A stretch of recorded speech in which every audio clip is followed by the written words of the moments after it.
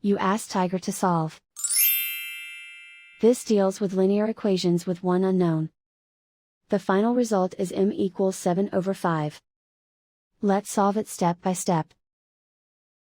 Simplify the expression. Expand the parentheses. Simplify the arithmetic.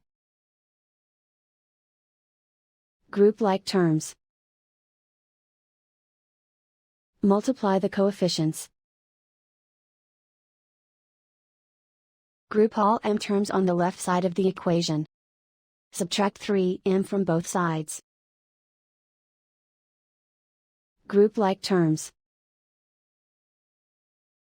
Simplify the arithmetic.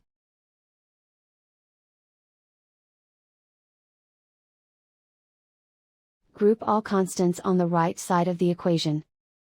Subtract 14 from both sides. Simplify the arithmetic.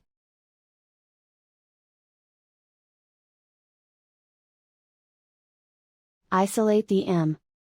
Divide both sides by -10. Cancel out the negatives. Simplify the fraction. Cancel out the negatives. Find the greatest common factor of the numerator and denominator. Factor out and cancel the greatest common factor.